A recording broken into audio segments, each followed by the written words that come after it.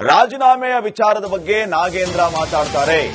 ದೆಹಲಿಯಿಂದ ಬಂದು ನೇರವಾಗಿ ಮಾತಾಡ್ತಾರೆ ಅಂತ ನಾಗೇಂದ್ರ ರಾಜೀನಾಮೆಯ ಬಗ್ಗೆ ಸಿಎಂ ಡಿಕೆ ಶಿವಕುಮಾರ್ ಅವರು ಈ ರೀತಿ ಪ್ರತಿಕ್ರಿಯೆ ನೀಡಿದ್ದಾರೆ.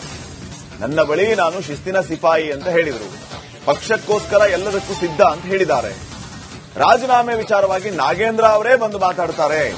ಡೆಲ್ಲಿಯಿಂದ ನೇರವಾಗಿ ಬಂದು ನಿಮ್ಮ ಜೊತೆಗೆ ಎಲ್ಲರ ಜೊತೆ ಮಾತಾಡ್ತಾರೆ ಅಂತ ಬೆಂಗಳೂರಿನಲ್ಲಿ ಸಿಎಂ ಡಿಕೆ ಶಿವಕುಮಾರ್ ಅವರು ಹೇಳಿಕೆಯನ್ನು ಕೊಟ್ಟಿದ್ದಾರೆ. ನನ್ನ ಹತ್ರ ಶಿಸ್ತಿನ ಸಿಪಾಯಿ ನಾನು ಅಂತ ಹೇಳಿದ್ದಾರೆ. ಪಕ್ಷಕ್ಕೋಸ್ಕರ ಏನ್ ಮಾಡೋದಕ್ಕೂ ಸಿದ್ಧ ಅಂತ ಹೇಳಿದ್ದಾರೆ.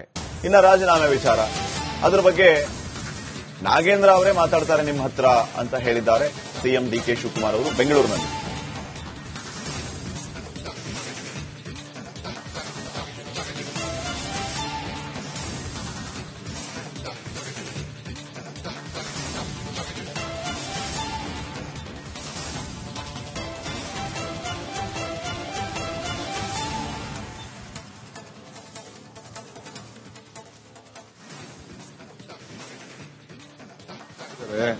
ನಿಮ್ಮ ಹತ್ರ ಮಾತಾಡ್ತಾರೆ. ಅವರೇ ನೇರವಾಗಿ ನಿಮ್ಮ ಹತ್ರ ಏನ್ ಬೇಕೋ ರಾಜೀನಾಮೆ ಕೊಡುವಂತ ಅದೆಲ್ಲ ನಾನು ಹೇಳಕ್ ನಾನು ತಯಾರಿಲ್ಲ. ಅವರೇ ಬರ್ತಾರೆ, ನಿಮ್ಮ ಹತ್ರ ಮಾತಾಡ್ತಾರೆ. ನನ್ನ ಹತ್ರ ನಾನೊಬ್ಬ ಪಕ್ಷದ ಸಿಪಾಯಿ, ಪಕ್ಷಕ್ಕೋಸ್ಕರ ನಾನು ಎಲ್ಲದಕ್ಕೂ ಸಿದ್ಧ ಇದ್ದೀನಿ ಅಂತ ಹೇಳಿದ್ದಾರೆ. ನಾನು ಆತನಿಗೆ ಬಿಟ್ಟಿದ್ದೀನಿ, ಆತನೇ ಬಂದು ನಿಮ್ಮ ಹತ್ರ ಮಾತಾಡ್ತಾರೆ. ಬೆಳಗ್ಗೆ ಮಾತಾಡಿದ್ದಾರೆ, ದೆಹಲಿಯಿಂದ ಬರ್ತಾ ಇದ್ದಾರೆ, ನಿಮ್ಮ ಹತ್ರ ಮಾತಾಡ್ತಾರೆ. ಅವರೇ ನೇರವಾಗಿ ನಿಮ್ಮ ಹತ್ರ ಏನ್ ಬೇಕೋ ರಾಜೀನಾಮೆ ಕೊಡುವಂತ ಅದೆಲ್ಲ ನಾನು ಹೇಳಕ್ ನಾನು ತಯಾರಿಲ್ಲ. ಅವರೇ ಬರ್ತಾರೆ, ನಿಮ್ಮ ಹತ್ರ ಮಾತಾಡ್ತಾರೆ. ನನ್ನ ಹತ್ರ ನಾನೊಬ್ಬ ಪಕ್ಷದ ಸಿಪಾಯಿ, ಪಕ್ಷಕ್ಕೋಸ್ಕರ ನಾನು ಎಲ್ಲದಕ್ಕೂ ಸಿದ್ಧ ಇದ್ದೀನಿ ಅಂತ ಹೇಳಿದ್ದಾರೆ. ನಾನು ಆತನಿಗೆ ಬಿಟ್ಟಿದ್ದೀನಿ, ಆತನೇ ಬಂದು ನಿಮ್ಮ ಹತ್ರ ಮಾತಾಡ್ತಾರೆ.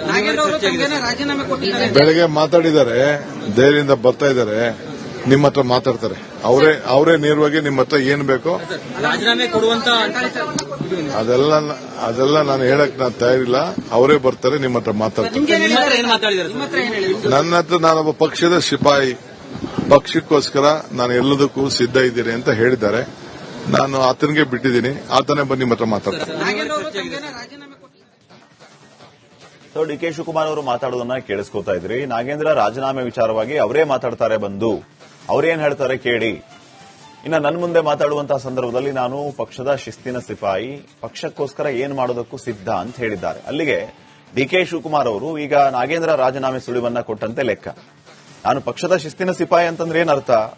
ಹೈಕಮಾಂಡ್ ಅವರು ರಾಜೀನಾಮೆ ಕೊಡು ಅಂತ ಹೇಳಿದ್ದಾರೆ, ಹಿಂಗಾಗಿ ನಾನು ರಾಜೀನಾಮೆ ಕೊಡೋದಕ್ಕೆ ಒಪ್ಕೊಂಡಿದ್ದಾರೆ ಅನ್ನೋ ಲೆಕ್ಕದಲ್ಲಿ ಹೇಳಿದಂಗಿದೆ. ಇದರ ಜೊತೆಗೆ ಎಲ್ಲಾ ತ್ಯಾಗಕ್ಕೂ ಸಿದ್ಧ ಅಂತಂದ್ರೆ ಏನರ್ಥ? ರಾಜೀನಾಮೆ ಕೊಡ್ತೀನಿ ಅನ್ನುವಂತ ವಿಚಾರಕ್ಕೂ ಕೂಡ ಸಿದ್ಧನಿದ್ದೇನೆ ಅನ್ನುವಂತ ಮಾತನ್ನು ಹೇಳಿದಂತೆ ಡಿಕೆ ಶಿವಕುಮಾರ್ ಆ ರೀತಿ ಸುಳಿವನ್ನ ಕೊಟ್ಟಿದ್ದಾರೆ.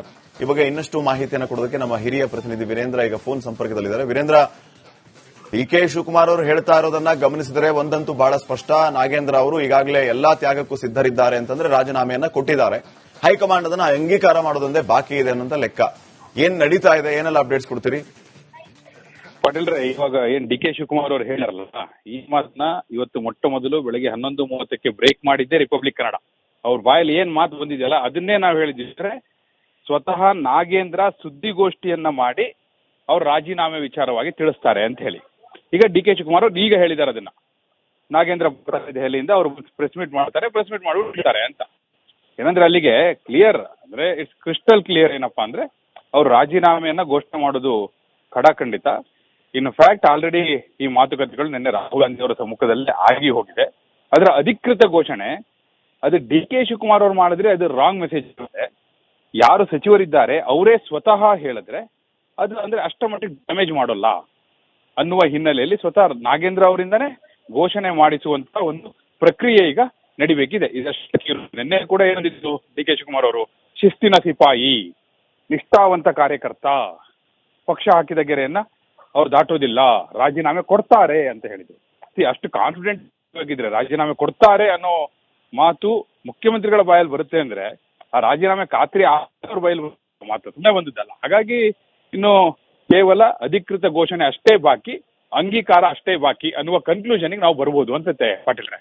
ಓಕೆ, ಥ್ಯಾಂಕ್ ಯು ವೀರೇಂದ್ರ ಮಾಹಿತಿಗಾಗಿ.